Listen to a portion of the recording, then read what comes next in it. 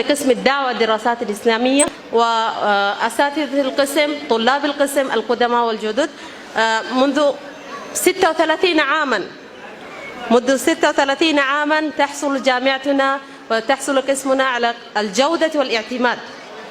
اللهم لك الحمد والشكر. أوفى صديق إذا خلوت كتاب ألهو به إن خانني أصحابي لا مفشيا سرا إذا أودعته وأفوز بحكمة صوابي. يقول الله تعالى قل هذه سبيلي أدعو إلى الله على بصيرة أنا ومن اتبعني.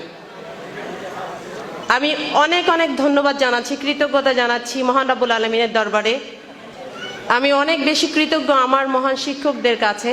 আমি কিছু আমার সংক্ষিপ্ত বক্তব্যের আগে, যেহেতু শেষ বক্তব্য কারো শোনার ধৈর্য থাকার কথা না এতক্ষণ ধরে, আমি একটা কবিতার লাইন চারণ করেছিলাম। সেখানে আমি আমার বইয়ের সম্পর্কে, বইয়ের সাথে আমার কি সম্পর্ক সেটা আমি একটু বর্ণনা করার চেষ্টা করেছি। যেহেতু সময় অল্প, বিশ্ববিদ্যালয়ে আমি এসেছি স্টুডেন্ট হয়ে, তো এরপরে আমি আমার একটা ব্যক্তিগত ঘটনা বলি। যেহেতু আমি বড় হয়েছি সৌদি আরবে, পড়াশোনা করতাম সৌদি আরবে, তো ওখানে আমি যেতাম, সামারে যেতাম, আবার আমাদের রমজান ভ্যাকেশন ছিল, ভ্যাকেশনে যেতাম। তো ভ্যাকেশনে যাওয়ার সময় king Abdul Aziz library, king Fahad library, King Abdullah library, ওখানে আমি যেতাম কাজ করতে। তো কাজ করতে যাওয়ার পরে আমাকে সবাই মনে করতো যে আমি মনে হয় রিচার্জার, এমফিল অথবা পিএইচডির গবেষক। তো আমাকে জিজ্ঞেস করতো যে তুমি এতগুলো বই কেন বের করো, তুমি আসলে পড়াশোনা করো কোথায়? তো আমি বললাম যে আমি তো অ্যাকচুয়ালি সেকেন্ড ইয়ারে পড়ি। সেকেন্ড ইয়ারে পড়ো, সেকেন্ড ইয়ারে এইসব বই, এরকম হাই মেথড বই, এগুলো তোমাকে ইনস্ট্রাকশন কে দেয়? বিলিভ ইট অর নট, আমি যে কতবার প্রাউড হয়ে যেতাম যে আমি এমন একটা ইউনিভার্সিটিতে পড়ি, এমন একটা ডিপার্টমেন্টে পড়ি যে একটা হাই কোয়ালিটির মেথডস আমরা পড়ি, হাই সিলেবাসে পড়ি, এবং সেই সিলেবাসটা দেখে ওরা অবাক হয়ে যেত যে সেকেন্ড ইয়ারে পড়ে, সেকেন্ড ইয়ারে গবেষণার মতন বই বের করে। এবং আমাকে ধরো ওরা এমন একটা অবস্থা হয়েছিল যে আমাকে কখনো বই বের করে দিতে হতো না।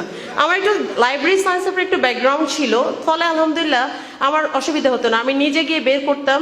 এবং যে কোনো সময় যেতাম, এত বেশি সম্মান করতো, ও ওই মেয়েটা ফ্রম বাংলাদেশ, জামিয়াতুল ইসলামিয়া, কিসমত দাওয়াত দিরাসাতুল ইসলামিয়া। আর এটি হয়েছে আমার মহান শিক্ষকদের গুণগানে।